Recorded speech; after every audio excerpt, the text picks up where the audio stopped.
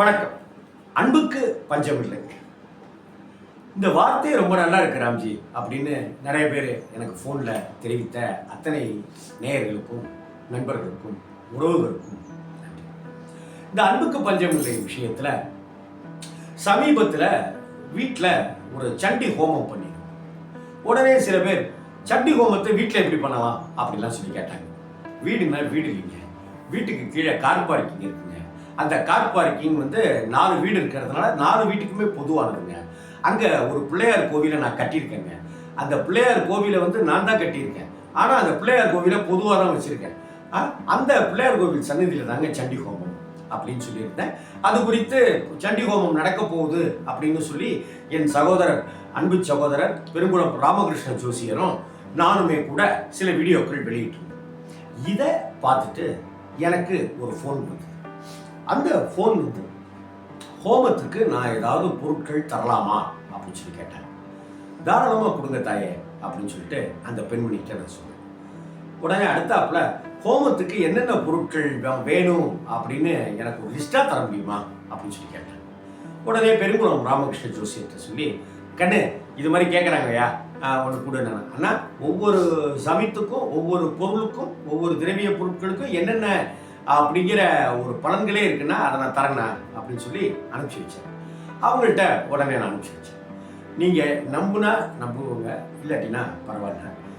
அன்றைய தினம் மட்டுமே அவங்க ஒரு 32 முறைக்கு மேலே எனக்கு ஃபோன் பண்ணியிருப்பாங்க. அந்த பெண்மணி, சார் இது போட்டிருக்கீங்களே, இது 1 கிலோவா, எத்தனை கிலோ சார்?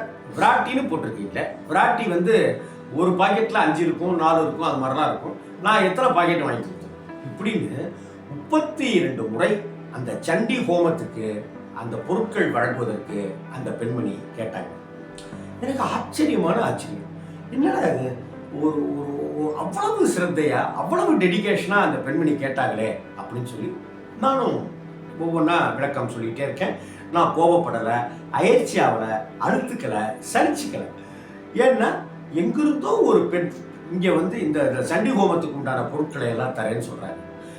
நெய் உள்பட சிவகங்கையிலிருந்து பசுமாட்டு நெய் இங்கே சென்னைக்கு இங்கே அதை நெய்யாக்கி வெண்ணெயாக அப்படி இப்படின்லாம் விற்பனை செய்கிற ஒரு சகோதரி எனக்கு இதனால் அறிமுகமானாங்க. அதை பற்றி நான் இன்னொரு சந்தர்ப்பத்தில் சொல்கிறேன்.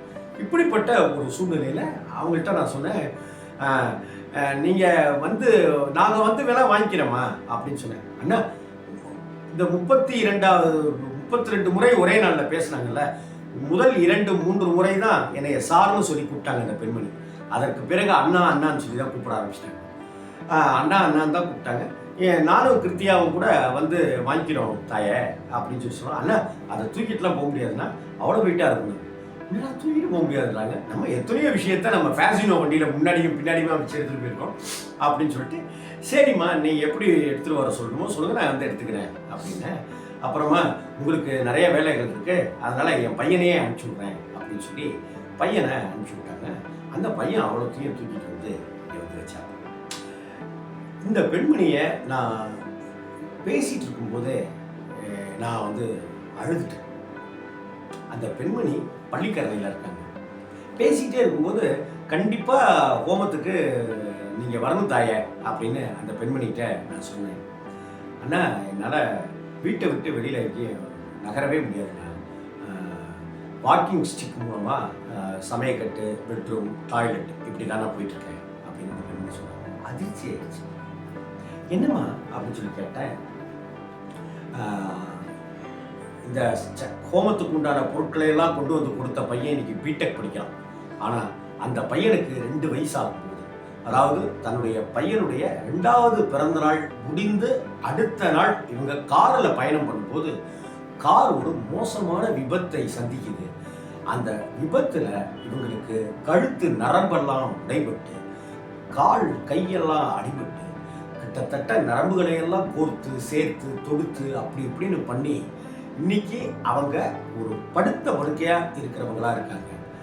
கணவர் ஒரு மிகப்பெரிய நிறுவனத்தில் வேலைக்கு போகிறாரு, அவங்க வேலைக்கு போயிடுவார். மகன் ஸ்கூலுக்கு அப்படி இப்படின்னு போகணும். இவங்க வீட்டில் தனியாக இருக்காங்களேன்னு பாதுகாப்புக்காக ஒரு பெட் வச்சுருக்காங்க, ஒரு நாய் வளர்க்குறாங்க. இந்த நாய் தான் அவங்களுக்கு எல்லா நேரமும் துணையாக இருக்குது. அவங்க முள்ள வாக்கிங் ஸ்டிக் வச்சுக்கிட்டு சமயக்கட்டுக்கு போயிட்டு அப்படி வந்துடுவாங்க. முள்ள எழுந்திரிச்சு பாத்ரூம் போயிட்டு இப்படி வந்துடுவாங்க. அப்படிங்கிற விஷயத்த அவங்க சொல்ல சொல்ல சொல்ல சொல்ல தாங்கவே முடியல என்னால். அதற்கு பிறகு அந்த அம்மா சொல்கிறாங்க, நான் மாதம் மாதம் திடீர்னு எனக்கு கோயில் தோணும் சார், அந்த கோயிலுக்கு 4 மாதிரி கொடுத்துருவேன். திருமூர் காலமேக பெருமாள் கோவிலுக்கு அந்த சிவகங்கை பொண்ணுகிட்ட சென்னையில் தாம்பரத்தில் இருக்காங்க, அந்த பொண்ணுகிட்ட சொல்லி அந்த கோயிலுக்கு அனுப்ப சொல்லிடுவேன். அதே போல் செட்டி புண்ணியத்தில் ஹயகிரிவர் கோவிலுக்கு அங்கே போய் நெய் கொடுத்துருங்க அப்படின்னு சொல்லிடுவேன், அங்கே கொடுத்துருவாங்க, இங்கே கொடுத்துருவாங்க. இந்த ஹோமம் பற்றி நீங்கள் பேசுனதை நான் பார்த்தேன் சார், எனக்கு உங்களை ரொம்ப பிடிச்சிருந்தது. இந்த ஹோமத்துக்கு நம்மளால் ஏதாவது ஒரு பண்ணணும் அப்படின்னு தோணுச்சு சார் அப்படின்னு சொல்லிட்டு அவங்க சொன்னாங்க. ரொம்ப சந்தோஷம் தாயே, நீங்கள் சௌக்கியமாக இருக்கணும் அப்படின்னு. சௌக்கியமாங்க சார், 18 வருஷமாக நான் இப்படி தான் சார் படுத்து படுக்கையாக இருக்கேன்.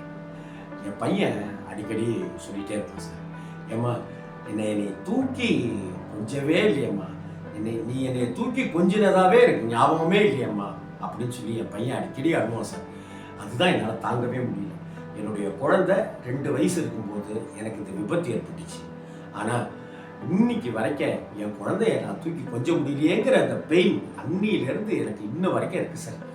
அதுதான் சார். மற்றபடி இந்த கோயில்களுக்கு, சுவாமிக்கு, பூஜைகளுக்கு ஏதாவது என்னால் முடிஞ்ச பொருட்களை நான் வாங்கி ஒரு கொடுக்கறதுல ஒரு ஆத்ம சந்தோஷம், ஆத்ம திருப்தி கிடைக்குது அப்படின்னு சொன்ன அந்த பெண்மணி என்னை அண்ணா அண்ணான்னு கூப்பிட்டு என்னுடைய மனைவியை ஒரு மன்னி அண்ணி அப்படிங்கிற ஸ்தானத்தில் வச்சு பேசிட்டு இருக்கிற அந்த பெண்மணி, பிரசாதத்தோடு நான் வரேன் தாயே அப்படின்னு, ஹோமம்லாம் சிறப்பாக முடிஞ்சுது, பிரசாதத்தோடு நான் வரேன் அப்படின்னு சொன்னப்ப அந்த 18 வருடங்களாக வீட்டை விட்டு வெளியே செல்லாமல் படுத்த படுக்கையாக இருக்கிற, பாத்ரூமுக்கும் சமயக்கட்டுக்குமாக அங்கே இங்கேன்னு லேசாக முள்ள நடக்கக்கூடிய அந்த பெண்மணி என்கிட்ட சொன்ன வார்த்தை என்ன தெரியுமா? அண்ணா நீங்கள் நிச்சயமாக வரணும், சாப்பிட்ற மாதிரி வரணும்ண்ணா, என் சமையல் அவ்வளோ பிரமாதமாக இருக்கும் அப்படின்னு சொன்ன அந்த பெண்மணியினுடைய அன்புக்கு நாங்கள் எங்கள் குடும்பம் அப்படின்னு